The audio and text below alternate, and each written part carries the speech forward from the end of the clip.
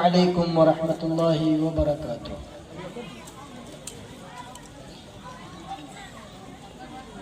الحمد للہ نحمده ونستعینه ونستغفره ونعوذ باللہ من شرور انفسنا ومن سیئات اعمالنا، من يهده الله فلا مضل له ومن يضلل فلا هادي له، وأشهد أن لا إله إلا الله وحده لا شريك له، وأشهد أن محمدا عبده ورسوله، أما بعد فإن خير الحديث كتاب الله، وخير الهدي هدي محمد صلى الله عليه وسلم، وشر الأمور محدثاتها وكل محدثة بدعة وكل بدعة ضلالة وكل ضلالة في النار۔ قال الله تبارك وتعالى قد أفلح من تزكى، وقال تبارك وتعالى أيضا يا أيها الذين آمنوا قوا أنفسكم وأهليكم نارا وقودها الناس والحجارة عليها ملائكة غلاظ شداد لا يعصون الله ما أمرهم ويفعلون ما يؤمرون۔ رب اشرح لي صدري ويسر لي أمري واحلل عقدة من لساني يفقهوا قولي۔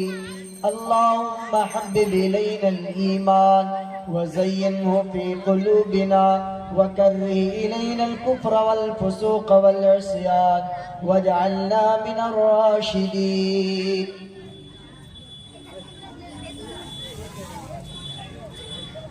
اسٹیج پر تشریف فرما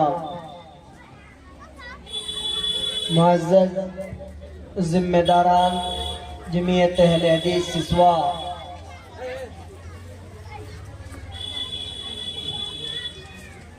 اور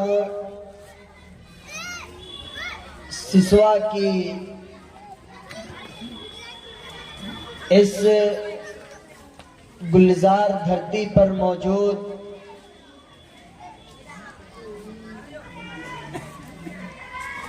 قافلے توحید کے جان باز سپاہیوں اور میری آواز سننے والی میرے معزز ماں اور بہنوں،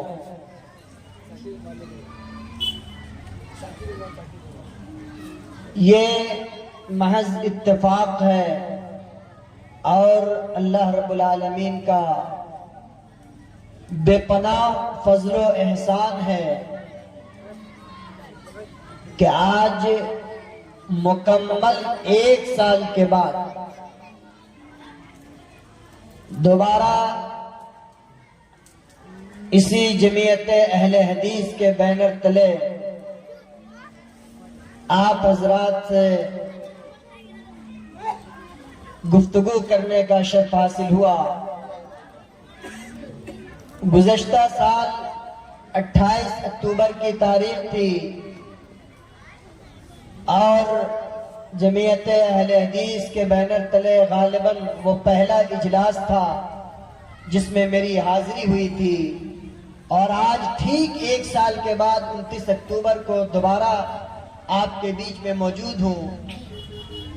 دعا ہے رب العالمین سے کہ مولا کریم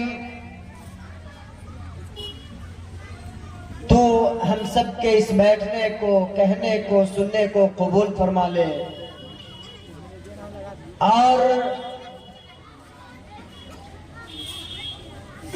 سرزمین سسوا کے جن جان باز نوجوانوں نے آج کی یہ محفل سجائی ہے، اللہ ان کی انتھک کوششوں کو قبول فرمائے۔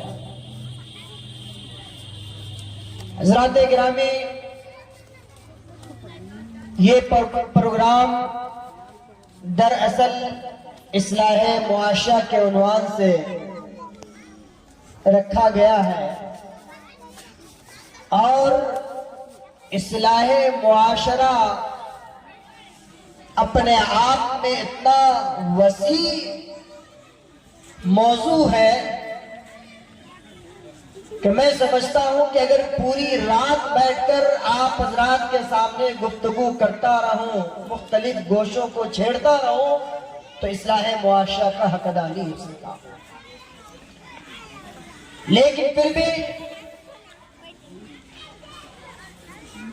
معاشرے کے ان بعض پہلوؤں پر گفتگو کرنے کی کوشش کروں گا جنہیں بنیادی حیثیت حاصل ہے اور جن کی بنیاد پر معاشرے کی اصلاح اور اس کے سدھار کا کام ہو سکتا ہے۔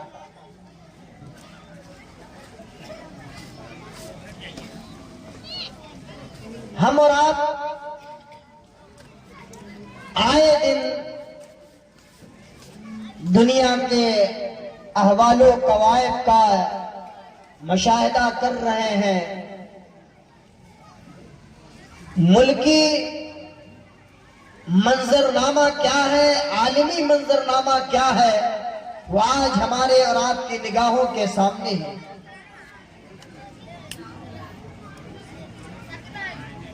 کبھی زلزلوں کا آنا، کبھی کورونا وائرس جیسی مہلک بیماری کا حملہ آور ہونا، کسی بڑے مرض میں مبتلا ہو جانا، آسمانی ہواؤں کے ذریعے انسان کا پریشان ہونا، طوفانوں کی نظر ہو جانا، یہ تمام چیزیں انسان کے کرتوتوں کا نتیجہ ہوا کرتی ہیں۔ قرآن کریم میں اللہ تبارک و تعالیٰ نے بڑے خوبصورت پیرائے میں، بڑے خوبصورت انداز میں اس چیز کو رکھ دیا ہے اور بتلا دیا ہے ہمیں اور آپ کو کہ اگر کسی آفت کے تم شکار ہوتے ہو، کسی پریشانی کا سامنا اگر تمہیں کرنا پڑتا ہے، کسی وبا کے شکار ہو جا رہے ہو، کسی آسمانی اور زمینی طوفان سے دوچار ہو رہے ہو، تو اے کائنات میں بسنے والے لوگوں، یہ ساری کی ساری چیزیں تمہارے کرتوتوں کا نتیجہ ہے۔ قرآن کریم نے کہا ظہر الفساد فی البر والبحر بما کسبت ایدی الناس لیذیقہم بعض الذی عملوا لعلہم یرجعون۔ کیا آسمان و زمین میں خشکی اور تری میں فساد برپا ہو گیا؟ ظہر الفساد فی البر والبحر، آسمان و زمین میں تری اور خشکی میں ہر جگہ پریشانی ہی پریشانی ہے، امن و امان ختم ہو گیا، جنگ کا ماحول قائم ہے، ہر آدمی پریشانیوں کا سامنا کر رہا ہے۔ ظہر الفساد فی البر والبحر بما کسبت ایدی الناس۔ ہم فوراً کہتے تھے کہہ رہے مودی ایسا کر دیا، اسرائیل ایسا کر دیا، امریکہ نے یہ کر دیا، فلاں نے یہ کر دیا، چنا نے یہ کر دیا، فوراً ہم دوسروں پر الزام رکھنے لگتے ہیں، جبکہ قرآن ہمیں کہہ رہا ہے ارے مودی کا وجود تو آج ہوا ہے، مودی 10 سال 15 سال سے وہ ہمارے بیچ آیا ہے، اور اس سے پہلے کون مودی تھا؟ قرآن کہہ رہا ہے کہ نہیں، دوسروں پر الزام مت دو۔ ظہر الفساد فی البر والبحر بما کسبت ایدی الناس لیذیقہم بعض الذی عملوا لعلہم یرجعون۔ اے اپنے آپ کو اہل حدیث کہنے والوں، اے اپنے آپ کو اسلام کا علم لے کر چلنے والوں، اے اپنے آپ کو بیت ہائی فائی سوسائٹی کا فرد تصور کرنے والوں، ظہر الفساد فی البر والبحر بما کسبت ایدی الناس. مشرق سے لے کر مغرب تک، پورب سے لے کر پچھم تک، کشمیر سے لے کر کنیا کماری تک، جہاں جہاں بھی بدبنی پھیل رہی ہے، جہاں جہاں بھی لوگ پریشان ہیں، ان تمام پریشانیوں کی وجہ یہی ہے، قرآن کہہ رہا ہے بما کسبت ایدی الناس. تمہارے یہ کالے کرتوت ہیں، تمہارے ہاتھوں کی کمائی ہے، تمہاری بدعمالیاں ہیں. لیذیقہم بعض الذی عملوا، تمہاری بدعمالیوں کی وجہ سے اللہ تعالیٰ تمہیں عذاب میں اور فتنوں میں مبتلا کر رہا ہے. کیوں؟ تھوڑی سی زمین ہلتی ہے، زلزلہ میں تھوڑی سی زمین ہلتی ہے، دیکھیے انسانیت کہاں سے کہاں بھاگتی ہے. قیامت کا خوفناک منظر سامنے آ جاتا ہے. لوگ اپنے پرائے کو پہچاننے سے انکار کرنے لگتے ہیں، لوگ بھول جاتے ہیں، نفسی نفسی کا عالم پیدا ہو جاتا ہے. لوگ دیاروں مددگار پریشان حال سنت کی تعین کیے بغیر بھاگتے رہتے ہیں. اسی چیز کو قرآن کہہ رہا ہے لیذیقہم بعض الذی عملوا. ان تمام فتنوں میں تمہیں مبتلا کرنے کا، ان تمام پریشانیوں سے تمہیں دوچار کرنے کا مقصد یہ ہے لیذیقہم بعض الذی عملوا، تاکہ تم اپنے بعض بدعمالیوں کا مزہ چکھ لو. لعلہم یرجعون. اور آگے اللہ نے مقصد بیان فرمایا تمہاری بدعمالیوں کے نتیجے میں ہم تمہیں عذاب سے دوچار کیوں کرتے ہیں، تمہیں ہم جھٹکا کیوں لگاتے ہیں، تمہیں ہم تھوڑی دیر کے لیے پریشان کیوں کرتے ہیں. لعلہم یرجعون، تاکہ تمہارے اندر گناہوں کی جو موٹری ہے، تاکہ تمہارے اندر گناہوں کے ارتکاب کا جو مادہ تمہارے اندر پیدا ہو رہا ہے، جس گناہ کی طرح تم بڑی تیزی سے لپک رہے ہو، بڑی تیزی سے بھاگ رہے ہو، اس گناہ سے تم رک جاؤ. اپنے گناہوں کی معافی اپنے رب کے دربار میں جا کر مانگ لو. اپنی پیشانی کو اور اپنے ماتھوں کو زمین پر ٹیک کر اللہ رب العالمین کی بارگاہ میں اپنی آنکھوں سے آنسو کے قطرے گراؤ، تاکہ اللہ رب العالمین تمہاری بخشش کر دے، تمہاری مغفرت کر دے. لعلہم یرجعون، تاکہ تم لوٹ آؤ اللہ کی وحدانیت کی طرف، اللہ کے عذاب اور اس کے عقاب کو تم سمجھ سکو، اس کی نعمتوں کی طرف بھاگے چلے آؤ. یہ مقصد ہوتا ہے.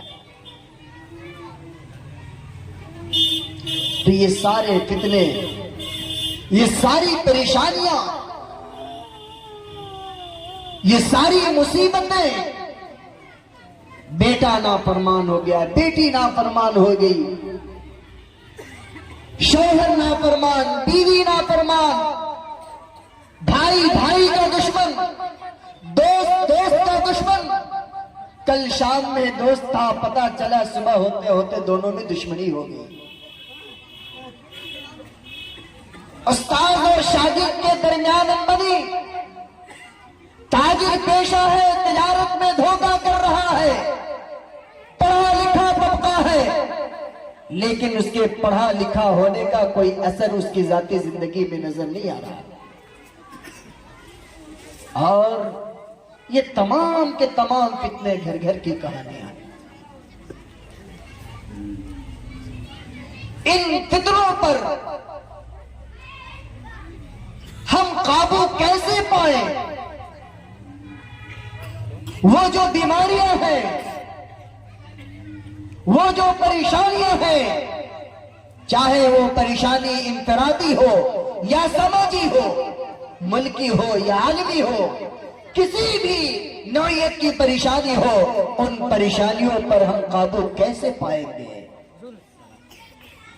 ہمیں خانقاہوں میں نہیں جانا ہے، ہمیں مزاروں پر نہیں جانا ہے، ہمیں گردوارے کا چکر نہیں لگانا ہے، ہمیں کسی اور شخصیت کی زندگی کو پڑھنے کی ضرورت نہیں ہے.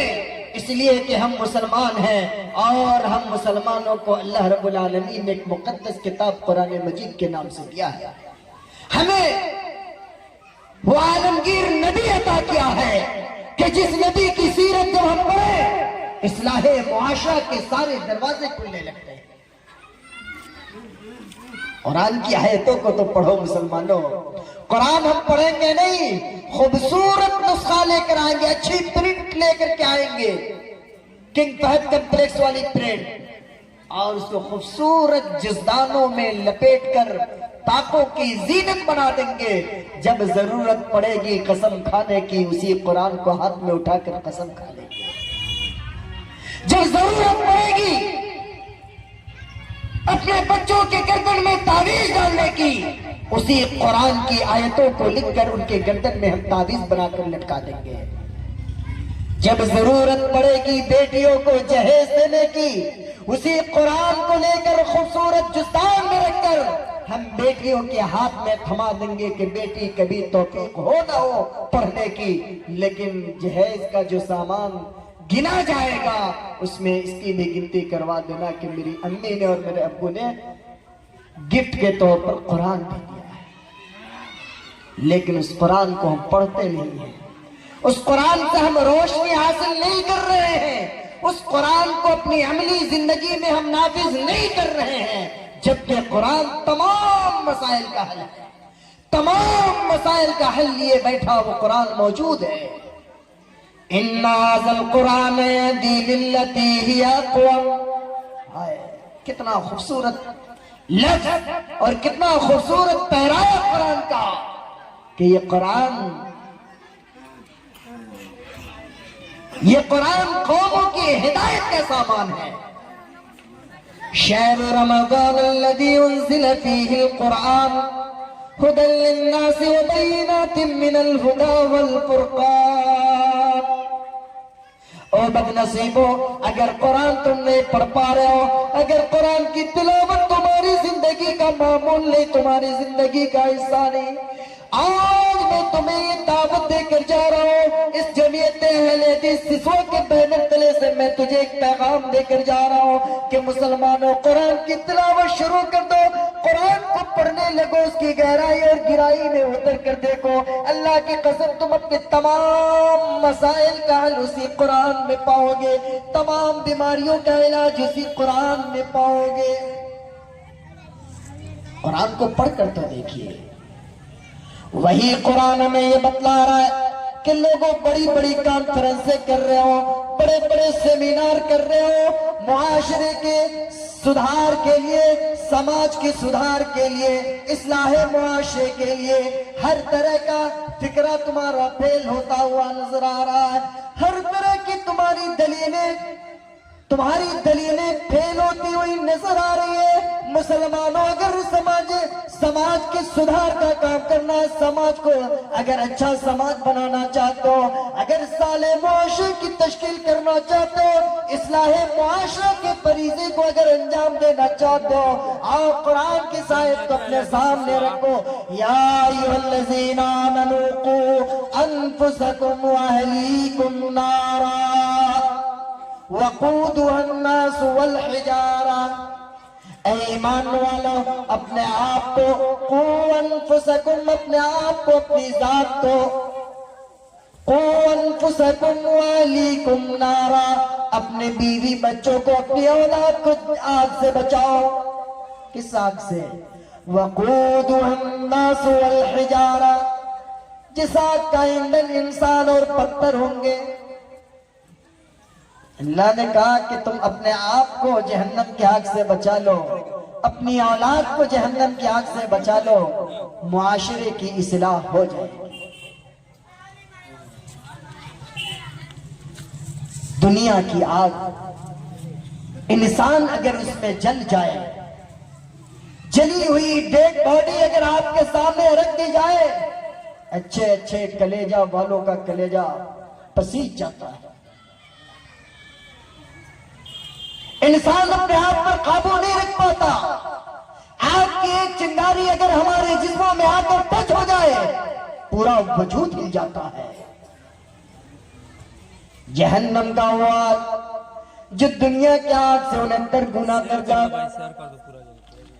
تکلیف دہ ہے، اس سے دنیا کی آگ سے 69 گنا نقصان پہنچانے والا ہے۔ اللہ میں کہہ رہا اس آگ سے اپنے آپ کو بچاؤ، اپنی اولاد کو بچاؤ۔ قوا انفسکم واہلیکم نارا۔ ٹھنڈی کا موسم آ گیا، ہم برانڈڈ جیکٹ اور برانڈڈ سوٹر پہنتے تاکہ ہمارے جسم کو ہوا نہ لگے، ہمارے جسم کو کسی طرح کی تکلیف نہ پہنچے، بدن ہمارا گرم رہے، جسم ہمارا صحیح اور سالم رہے، اس کے لیے ہم ہر طرح کی تیاریاں کرنے لگتے ہیں۔ میرے مسلمان بھائیوں اور میری ماں اور بہنوں، رب تعالیٰ آسمان سے آواز دے رہا ہے کہ اے لوگوں، اپنے آپ کو اور اپنے اہل و عیال کو جہنم کی آگ سے بچاؤ۔ ہم خود آگ سے نہیں بچ رہے، نماز نہیں پڑھتے، روزہ نہیں رکھتے، دین کی بات ہو کہاں مولوی صاحب لوگ بیٹھ کر کے دین اسلام کی بات کرتے، وہی پرانی بات، وہی نماز، وہی روزہ،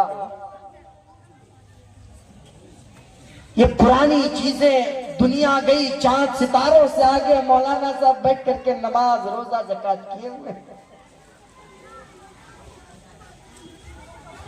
اور لوگوں، اور اسلام سے پھرنے والے لوگوں، اور اسلام کو اور اس کی تعلیمات کو برا بھلا کہنے والے لوگوں، اسلامی تعلیمات کو پرانے کہنے والے لوگوں، اسلامی تعلیمات میں سے اپنی دلچسپی ہٹانے والے لوگوں سے بے رغبتی اختیار کرنے والے لوگوں، سن لو، یہی قرآن جب تم اس کی تلاوت کرو گے، دنیا کے وہ سارے مسائل، آج دنیا چاند پر گئی، اس مسئلے کو بھی تم قرآن میں ڈھونڈو گے، شریعت میں ڈھونڈو گے، اس مسئلے کو بھی پاؤ گے۔ آج لوگ الہ آباد جاتے ہیں گنگا جمنے سنگم کو دیکھ کر آتے ہیں، دو ندیاں ایک ساتھ بہ رہی ہے، ایک کا پانی کھا رہا ہے، ایک کا پانی میٹھا، لوگ دیکھ کر حیران ہو جاتے ہیں اور کہتے ہیں کہ عجیب قدرت کا کرشمہ ہے۔ اور دین سے دور رہنے والے لوگوں، اگر قرآن کو تو نے اپنا معمول بنایا ہوتا تو آج تمہیں اچنبا ہونے کی ضرورت نہ پڑتی، آج تجھے حیرت میں پڑھنے کی ضرورت نہ پڑتی، اس لیے کہ اگر تو نے سورہ رحمان کی تلاوت کی ہوتی اور اس میں مرج البحرین یلتقیان بینہما برزخ لا یبغیان، اگر اس آیت مبارکہ پر تیری نظر پڑی ہوتی، یہ آیتیں تیری نظروں سے گزری ہوتی کہ دو سمندر ہیں جو آپس میں ملے ہوئے ہیں، مرج البحرین یلتقیان بینہما برزخ لا یبغیان، ایک طرف کھارا پانی، ایک طرف میٹھا پانی، دونوں پانی آپس میں مل نہیں رہا ہے۔ قرآن نے تو 1450 سال پہلے کہہ دیا۔ آج دنیا کہہ رہی ہے کہ ہوائی جہاز میں اور راکٹ میں انسان دن کا سفر منٹوں میں کر لیتا ہے، اور قرآن کے نہ پڑھنے والوں میں تمہیں دعوت دے رہا ہوں کہ جاؤ ذرا قرآن کریم کے 15ویں پارے کی ابتدائی آیت پڑھو۔ سبحان الذي اسرى بعبده ليلا من المسجد الحرام الى المسجد الاقصى الذي باركنا حوله لنريه من آياتنا۔ نبی کی سیرت تو پڑھو، نبی کی سیرت پڑھو گے پتہ چل جائے گا کہ جس وقت یہ ہوائی جہاز، یہ دنیاوی ٹیکنالوجی وجود میں نہیں آئی تھی، اس وقت پیارے نبی صلی اللہ علیہ وسلم کو راتوں رات اللہ پاک نے مسجد حرام مکہ مکرمہ سے بیت المقدس فلسطین کا سفر کروایا تھا۔ قرآن کو پڑھو تو جدت آئے گی تمہارے اندر، تمہاری سوچ بدلے گی، تمہاری آنکھیں کھلیں گی۔ قرآن کو پہلے پڑھو۔ تو قرآن کہہ رہا ہے لوگوں، اپنے آپ کو اور اپنے گھر والوں کو جہنم کی آگ سے بچاؤ۔ ابا جان نمازی تو ہیں، 5 وقتہ نمازوں کا اہتمام کرتے ہیں،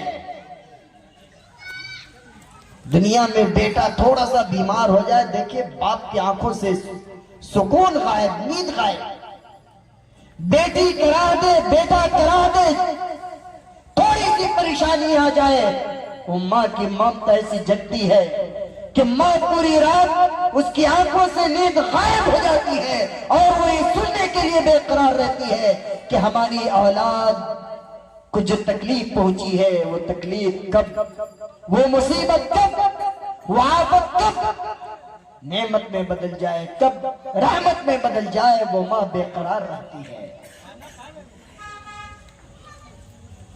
دنیاوی معاملات میں ہم بڑے ایکٹیو ہیں کہ ہمارے بچوں کو یہ پریشانی نہ ہو، وہ پریشانی نہ ہو، جبکہ یہ دنیا کی زندگی عارضی زندگی ہے، کچھ دنوں کی زندگی ہے اور ہمیشہ رہنے والی زندگی، جس کے بارے میں قرآن نے کہا کہ وہ زندگی ہمیشہ رہے گی۔ اس زندگی میں تمہاری اولاد اگر جہنم کے آگ کے حوالے ہو جائے تو بتاؤ اس سے بڑی بد نصیبی اور کیا ہو سکتی ہے؟ مسلمانوں، خود نماز کے لیے جاتے ہو، توفیق نہیں ہوتی کہ اپنی اولاد کو نماز کے لیے کہے۔ باپ بیچارہ رات بھر تہجد کی نماز پڑھ رہا ہے، امی جان کی حالت یہ کہ امی خوب روزے پر روزے رکھ رہی ہے، نفلی روزوں کا خوب اہتمام کر رہی ہے، اور اولاد اتنی بگڑی ہوئی کہ وہ اولاد، جوان اولاد، وہ جوان بیٹا گئے رات پوری تاخیر کے ساتھ اپنے گھروں میں آتا ہے اور پتہ نہیں کون کون سے گناہوں سے اپنے آپ کو آلودہ کر کے اپنے گھر میں آتا ہے۔ باپ کو اتنی ہمت نہیں کہ اپنے اولاد سے پوچھ لے کہ بیٹا اتنی رات تک تو کہاں تھا، بیٹا تو نے آج نماز پڑھی یا نہیں پڑھی۔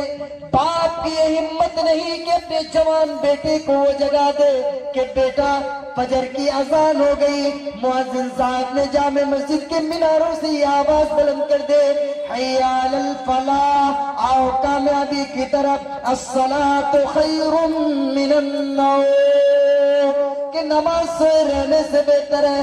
باپ کی ہمت نہیں کہ باپ اپنے بیٹوں کو نماز کے لیے کہہ دے۔ ماں بیچاری وہ بھی نماز کی خوب پابند، نفلی عبادات کا خوب اہتمام کرتی ہے، لیکن جوان بیٹی کی حالت یہ ہے کہ ایک طرف ماں رات میں تہجد کی نماز پڑھ رہی ہے اور بیٹی کی حالت یہ ہے کہ وہ کمبل تانے ہوئے اندر چہرہ چھپا ہے اور رات میں نامحرم سے 2 بجے 3 بجے کا وقت ہے، اس وقت چیٹنگ کر رہی ہے،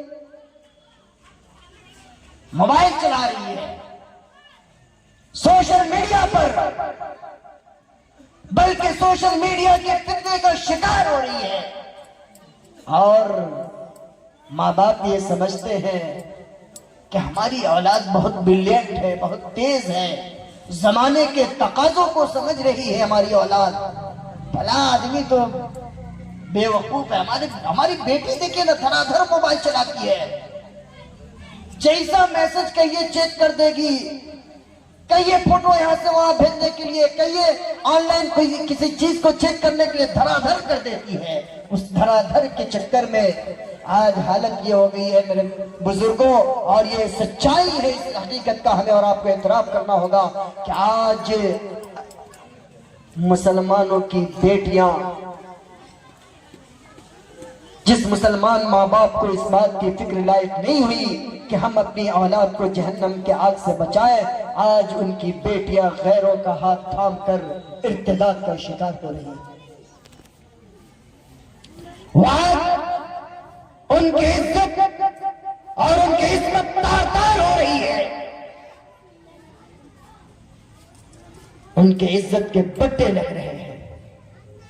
اس لیے مسلمانوں، ضرورت اس بات کی ہے کہ ہم خود بھی نمازی بنیں، اپنی اولاد کو بھی نمازی بنائیں۔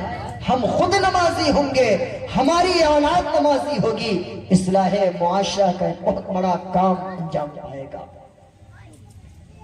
انبیاء کی تاریخ کو پڑھیے، یہ حضرت ابراہیم علیہ السلام بیاہ ہو گیا، سرزمین پر بیوی اور بچے کو چھوڑنے کا حکم ہو رہا ہے۔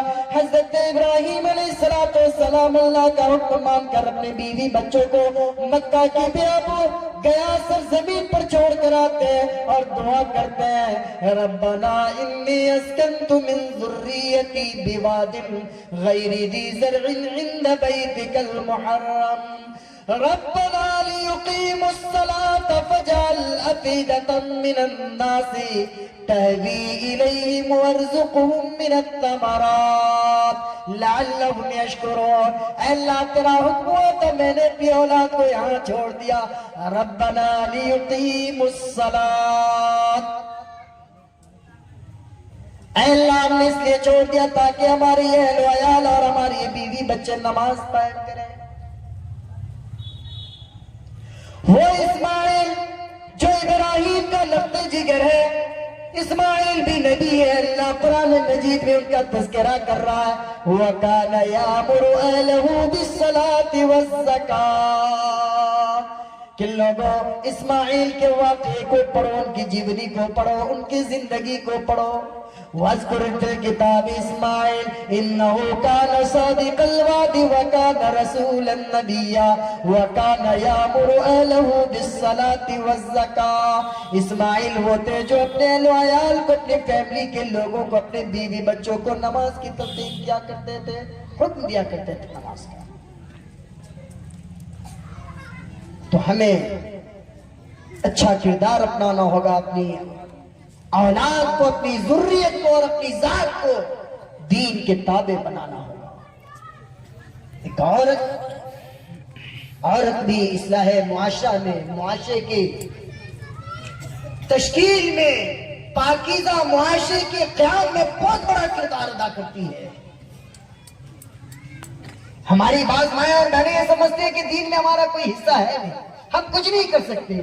اور میری ماں اور بہنوں، آپ بڑی عظیم ہو. آپ نے وہ کارہائے نمایاں انجام دیا اسلام کی تاریخ میں کہ اس کی مثال دنیا آج بھی پیش کرنے سے قاصر ہے. امام کائنات جناب محمد رسول اللہ صلی اللہ علیہ وسلم پر پہلی وحی نازل ہوتی ہے. اقرأ بسم ربک الذی خلق خلق الانسان من علق اقرأ وربک الاکرم الذی علم بالقلم. پریشان ہو گئے، حیران ہو گئے، پسینے سے شرابور ہو گئے، گھبرائے ہوئے عالم میں آتے ہیں اپنے گھر میں اور اپنی بیوی ام المومنین خدیجۃ الکبریٰ کو کہتے ہیں زملونی دثرونی. ہے میری شریک حیات، میں پریشان حال ہوں، میں نے آج عجیب و غریب چیزیں دیکھی ہے. اے میری بیوی تو مجھے چادر اڑا دے. بیوی آتی ہے، بیوی کہتی ہے شوہر نامدار کیا ہو گیا، آپ کیوں اتنا پریشان ہیں؟ ریلیکس ریلیکس، آپ ریلیکس کیجئے، پریشان مت ہوئیے. تسلی کے دو میٹھے بول بولنے لگی اما خدیجۃ الکبریٰ. اللہ کے نبی کہتے ہیں کہ خدیجہ لقد خشیت علی نفسی، مجھے اس بات کا ڈر لگ رہا ہے کہ کہیں میں ہلاک نہ ہو جاؤں، برباد نہ ہو جاؤں. او میری ماں اور بہنوں، وہ بیویاں جب ان کا شوہر دن بھر تھکا ہارا اور معاش کی تلاش میں تھکا ہارا جب اپنے گھروں کو لوٹتا ہے، جب وہ سکون جس وقت چاہتا ہے اس وقت اپنے شوہروں کا بہترین استقبال نہ کرنے والی عورتوں بلکہ شوہر سے مال کا مطالبہ کرنے والی عورتیں اور شوہر کو بیجا پریشانیوں میں مبتلا کرنے والی عورتیں سن لیں. اما خدیجۃ الکبریٰ کی کردار کو دیکھیں اور ان کے اس واقعے کو اپنے لیے درس عبرت بنائیں. اللہ کے نبی کہتے ہیں کہ خدیجہ مجھے ڈر لگ رہا ہے کہ میں کہیں ہلاک نہ ہو جاؤں. اما خدیجۃ الکبریٰ کہتی ہیں کلا واللہ لا یخزیک اللہ ابدا.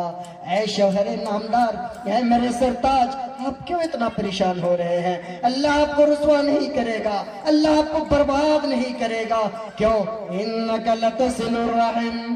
اے محمد ابن عبداللہ، آپ اپنے رشتہ داروں کے ساتھ رحم و کرم کا معاملہ کرتے ہیں، آپ رشتہ داریوں کو جوڑتے ہیں. بھائیوں میں جب نفرت پیدا ہو جاتی ہے تو بھائیوں میں آپ صلح کراتے ہیں. انک لتصل الرحم وتقسم المعدوم. اور اے میرے پیارے سرتاج، آپ تو بے کسوں کا بوجھ اٹھانے والے ہیں. آپ غریبوں پر اتیاچار نہیں کرتے، آپ مسکینوں پر اتیاچار نہیں کرتے، آپ اناک لوگوں کے ساتھ رحم و کرم کا معاملہ کرنے والے لوگ ہیں. وَتُقْرِي الضَّيْفَ. اور اے میرے پیارے سرتاج، آپ کی خصلت تو یہ کہ جب آپ کے دروازے پر کوئی مہمان آتا تو آپ کے ماتھے پر بل نہیں پڑتے، شکر نہیں پڑتے. آپ کے دروازے پر جب کوئی مہمان آتا ہے آپ اس کی خوب بھگت کرتے ہیں، آپ خود اچھی طرح سے اس کی مہمان نوازی کرتے ہیں۔ وَتُعِينُ عَلَى نَوَائِبِ الْحَقِّ، نِسَہائے لوگوں کے لیے، بے اور مددگار لوگوں کے لیے آپ فرشتہ بن کر سامنے آ جاتے ہیں، آپ ان کے لیے مضبوط بازو بن کر ان کے سامنے کھڑے ہو جاتے ہیں، اور ایسے لوگوں کی آپ ہر موڑ پر مدد کرتے ہیں۔ وَتُعِينُ عَلَى نَوَائِبِ الْحَقِّ۔ پیارے نبی آپ کیسے برباد ہو جائیے گا؟ یہ کہنے والی کون ہے؟ بیوی ہے، وہ خاتون ہے جس کو یہ احساس ہو رہا ہے کہ آج ہمارا شوہر پریشانی میں ہے تو اسے تسلی والے جملے کہے جائیں۔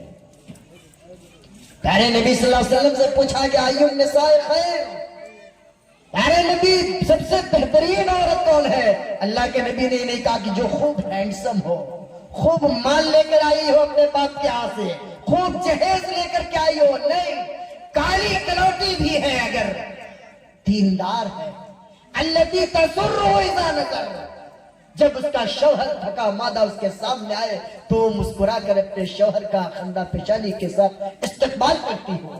وَتُطِيعُهُ اذا امر، شوہر کے حکم کی نافرمانی نہ کرتی ہو۔ ایسی عورتیں زمانے کی سب سے بہترین عورتیں ہوا کرتی ہے، اور ظاہر ہے کہ ایک ماں جب اپنے شوہر کے ساتھ ایسا معاملہ کرے گی تو اس کے گود میں پلنے والی بیٹیاں بھی اسی کردار کو اپنائیں گی، اور ظاہر ہے اس نتیجے پر ہم پہنچیں گے کہ آگے چل کر کے ہمارا معاشرہ پاکیزہ معاشرہ کہلائے گا۔ شادی بیاہ کا مسئلہ دیکھیے، اللہ کی قسم دل رو دیتا ہے کہ وہ ایک باپ جو پوری زندگی اپنا پیٹ کاٹ کر کے اپنی تمناؤں کو دفن کر کے ایک ایک روپیہ اکٹھا کرتا ہے اور بیٹی کو جوان ہوتا ہوا دیکھتا ہے، لیکن زمانے کی یہ بد نظر اور زمانے کے یہ ظالم، زمانے کے یہ ڈاکو، زمانے کے یہ لٹیرے جنہیں اللہ نے بیٹے کی دولت سے نوازا ہے، وہ جہیز کے نام پر، تلک کے نام پر اور نہ جانے کن کن چیزوں کے نام پر اس غریب بیٹی کے باپ کے گردن کو دبانے کی کوشش کرتا ہے اور اس کا خون چوسنے کی کوشش کرتا ہے۔ نتیجہ یہ ہوتا ہے کہ بسا اوقات وہ غریب باپ جو اپنی سب سے قیمتی زمین کو بیچنے کے بعد بھی بیٹے والے کے مطالبات کو پورا نہیں کر پاتا ہے، وہ اپنے رہنے والے مکان کو بھی گروی رکھ دیتا ہے، بات اس سے نہیں بنتی ہے،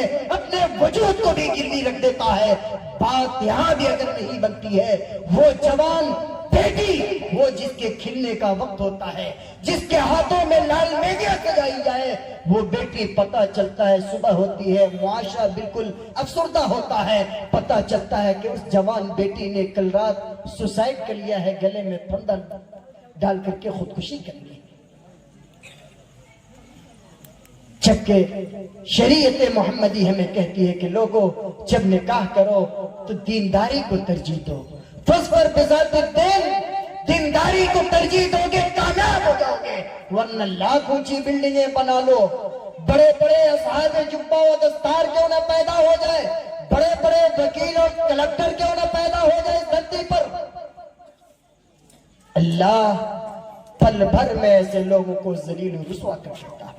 یہ مال و دولت یہ کوئی نفع کی چیز نہیں، ہمیشہ جو اندر کا دل ہے اس دل کو صاف ستھرا کیجئے، بھائیوں سے اگر بات چیت بند ہے پہل کیجئے، جائیے بھائیوں سے گلے ملیے، اپنا دکھ درد ایک دوسرے کے ساتھ شیئر کیجئے، لوگوں کو آپس میں مت لڑائیے، لوگوں کو توڑنے کا کام مت کیجئے، جوڑنے کا کام کیجئے گا، جوڑیے گا، سماج مضبوط ہوگا، سماج جب مضبوط ہوگا تو وہ سماج صالح سماج ہوگا، پاکیزہ سماج ہوگا۔ رسول کریم صلی اللہ علیہ وسلم کی تعلیمات کو گلے سے لگائیے، پھر دیکھیں کیسی باد بہاری چلتی ہے ایمان و یقین کی۔ لیکن شرط یہ ہے کہ ہم پہلے مسلمان بنیں اور جو اسلامی تعلیمات ہے ان تعلیمات کو فالو کریں، ان تعلیمات کو اپنائیں، انہی تعلیمات میں ہمارے لیے، آپ کے لیے اور پوری کائنات کے لیے عزت و سربلندی ہے۔ یہ مال و دولت جو میں نے کہا نا بہت خراب چیز ہے، اگر اس کی لت لگ گئی سینکنے کی، سجونے کی، تو پھر یہ باعث ندامت، باعث رسوائی یہ چیزیں ہوتی ہیں۔ قرآن نے کہا وَلَا تُخْزِنِي يَوْمَ يُبْعَثُونَ يَوْمَ لَا يَنفَعُ مَالٌ وَلَا بَنُونَ إِلَّا مَنْ أَتَى اللَّهَ بِقَلْبٍ سَلِيمٍ۔ دعا کرنی چاہیے قیامت کے دن کی رسوائیوں سے۔ دنیا میں ہم رسوا ہو جائیں گے، کوئی ہمارے اوپر، ہمارے کردار پر انگلی اٹھا دے، ہم اس محلے سے اس محلے میں جا کر، اس شہر سے اس شہر جا کر منہ چھپا کر زندگی گزار سکتے ہیں، لیکن حشر کا میدان ہوگا جہاں جب سے دنیا قائم ہوئی ہے اس وقت سے لے کر قیامت کے قائم ہونے تک پوری دنیا کے لوگ موجود ہوں گے۔ وہاں جو